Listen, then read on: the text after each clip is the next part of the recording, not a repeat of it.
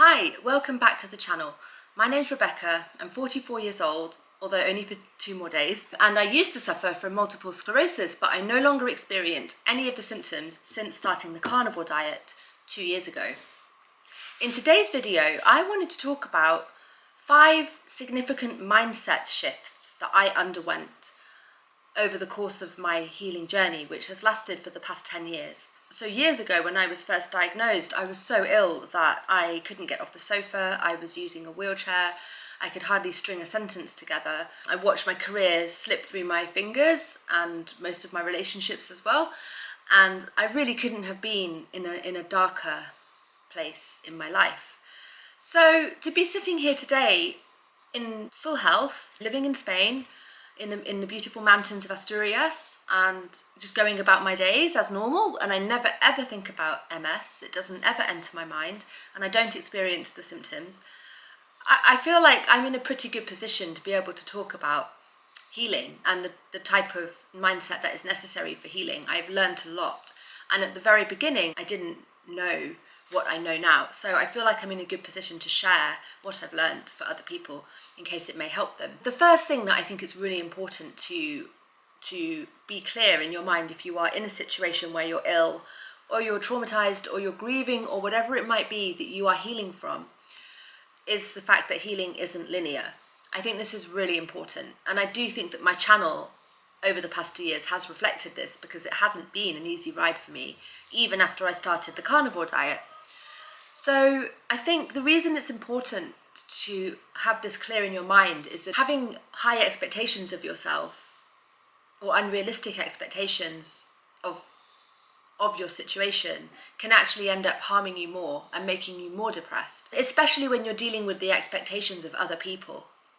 Because I found that to be one of the hardest things, to be constantly failing other people and their expectations of me. So if I was going to add to that myself, my expectation that I could rest for another week and then I'll be healed, that's only adding an extra layer of pressure and then subsequent disappointment. A healing journey, when it's on the scale of something like a chronic illness, it impacts every area of your life, and its impact is not to be underestimated. It's a hell of a thing to go through, and healing from it is also a hell of a thing to go through, and often you've got to get worse before you can get better, and make a lot of mistakes along the way and have setbacks even when you have made progress, and that's all perfectly fine.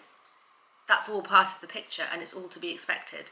So I think that it's really important to just give yourself that grace, that maybe one day you're going to feel like you've made progress, and then the next day you might feel like you've had a setback, and that to kind of just have a bigger picture perspective on the process and understand that it's something that necessarily can't happen in a straightforward way. And the reason it can't is because when your entire world changes in every single way, and you yourself changes in every single way, what foundation have you got to start moving forward? You're in a completely unknown territory, both externally and internally. So you've got to forge a way into a more secure place. But that place that you're going to find yourself in doesn't resemble at all the place you used to be in before you got ill, or before, the thing happened that you're healing from.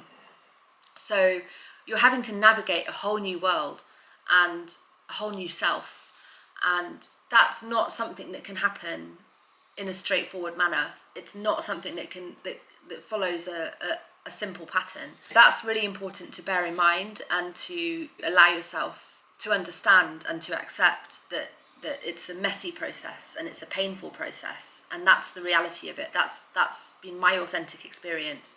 And I've talked very openly about the difficulties I've had because of the relationships that I got into, for example. So that's one aspect of healing that I hadn't really anticipated, which is that because I was so ill, now I was an easy target for manipulative, abusive people. And so then that was all part of my healing journey, moving away from those people and re-establishing my life. That was a whole different dimension to physically healing my body. So that's kind of what I mean. Healing is a huge, huge thing. And I don't know when you can say you're ever really there, have I healed? It continues throughout the rest of your life. So keep looking back at how far you've come in the bigger picture, zooming out, not focusing on the smaller setbacks, giving yourself credit for the progress that you have made over time. So the next thing that I would say is that diet, environment, and lifestyle matter. When I first got ill, I didn't fully understand this. I kind of wanted to continue in the way that I'd been living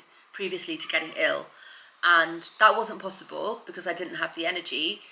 But also, it was also not possible because it was the wrong environment for me. And I actually found that when I changed my lifestyle from city to living on a mountain in Spain, a rural lifestyle, like the complete opposite, that really started a new healing process for me where I was much more in touch with nature.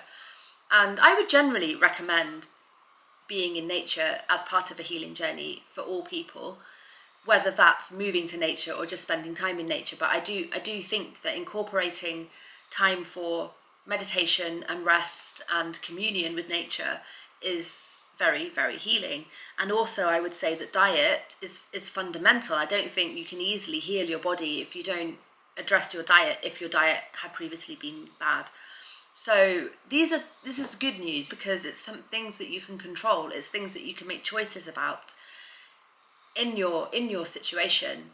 So I think if I'd known this right from the beginning and really understood that these things matter very, very much, then I might have avoided becoming as ill as I did, because I was really on a downward slope for 3 or 4 years before I started to make changes in my lifestyle, and then came across the carnivore diet and really started to heal properly. So obviously I advocate the carnivore diet, but you may disagree with that, and that's completely fine. But I would say pay attention to your diet, pay attention to your lifestyle, pay attention to your environment. They can be more healing than you might imagine, or conversely, they might be more damaging than you might imagine. So the next one, the next mindset shift is possibly the most important of all, and that is you're not a victim. You're not a victim. It may feel like you are a victim, especially when it's something like a chronic illness that suddenly appears in your life and you didn't see it coming, and now suddenly everything's wrecked and you're in a horrible situation and you're struggling to survive. Of course you're going to feel like a victim. And I would never judge anybody in that situation if they did feel like that, because I certainly felt very much a victim to my circumstances for several years. And actually, I also felt like a victim to the way other people reacted to my circumstances. So I would say that most of the people in my life, friends and family and colleagues all included, basically didn't really care that much that this was happening to me. And I couldn't accept that. I found that absolutely horrifying. Like, if I live or die, these people don't seem to care. You know, they're not visiting me, they're not checking in. They're just getting on with their lives. Like, how can they? And to be perfectly honest, I felt like a victim to that more than to the illness itself. I had quite a good philosophy about the illness. I used to think, well, why not me? Why not me? Everybody gets ill.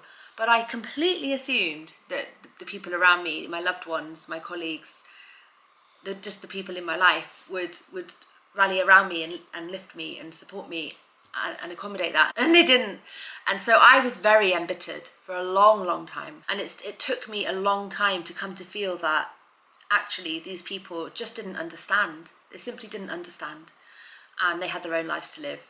And, you know, and maybe I wasn't as important to them as they had been to me, or as I had thought that I was to them. But so be it. You know, I just have to carry on and find new relationships. So yeah, like, it's feeling a victim to your circumstances.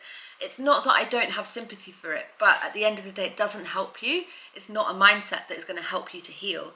It's much healthier to, I think of yourself as a survivor rather than a victim. However other people react to that, or whatever setbacks you may face, considering yourself a survivor every step of the way means that you let go of bitterness, you let go of blaming your body for letting you down, or these people for abandoning you. Just let go of the blame, let go of the bitterness, and focus on the fact that you are surviving something, you have survived something, and you are still in the game, and you're still going. And that leads to the next mindset shift, which is connected, which is I have agency. I am not a victim, and I have agency. So I am not a victim is freeing yourself of the negativity that you can become completely entrapped in when you are isolated and alone and struggling. But affirming to yourself that you have agency is the next step towards actually healing, because it's recognizing that you're not helpless in the face of something you can't control. You can make decisions, you can make choices. Every single day you can make micro choices which bring you one step closer to healing. And some of those might be big choices, but some of them might be smaller. So I'm going to, I don't know, start meditating, or I'm going to make a choice to forgive this person, or I am going to change my diet to this, or start fasting, or start grounding, you know, whatever it might be. There are choices you can make. As long as you are alive, there are choices you can make. And that is you taking control of your health. So just knowing that you can, just knowing that you have agency, and knowing that you're not a victim, and knowing that you can pick anything from diet or lifestyle or environment to make changes to, and knowing that healing isn't linear. All of these things are part of the mindset that is going to hopefully put you on the right track. And finally, it's okay to be alone. So when I was at my most ill, I was extremely alone. I was extremely lonely. There were times when not only did I have no one at my side, but I didn't even have anyone that I could call. And I then moved abroad to a completely new country and way of life where I didn't know anybody, and spent 4 years on a mountain. You know, I was very, very alone. But there's another level of being alone that I'm referring to, and that is the loneliness where people don't understand your journey. They don't understand your situation. And you know what? Healing does sometimes mean walking your own path and going against the grain and making choices that others don't understand. And that is okay, because the destination is to be in a place where things are okay again. Whatever healing means to you, that's the destination. And once you're there, you're most likely not going to feel alone. So I just think, don't be scared of being alone. Sometimes being alone is what's necessary as part of the process. You know, being alone is better than being with the wrong people. And sometimes it's a good thing to have spent time on your own on a healing journey, you know, forging a new relationship with yourself, a new understanding of life on your own, and creating a new sense of self. That's something which being alone is actually conducive to. So don't be frightened of being alone. Don't be frightened of making decisions that take you away from what most people think to be acceptable. You know, maybe creating distance with your peers because of that. It's okay. It's okay, because what's most important is you are on a healing path, and ultimately that's what's best for you. So there you go. That's my 5 mindset shifts that I think without which I wouldn't have come as far along this journey as I have, and which I would encourage others to try and adopt as best they can on their own healing journeys. So healing isn't linear. Diet, environment, and lifestyle matter. You're not a victim. You have agency, and it's okay to be alone. But also don't forget, if you want to reach out, you can reach out to me, so you don't have to be alone. All right, take care. See you in the next video. Bye.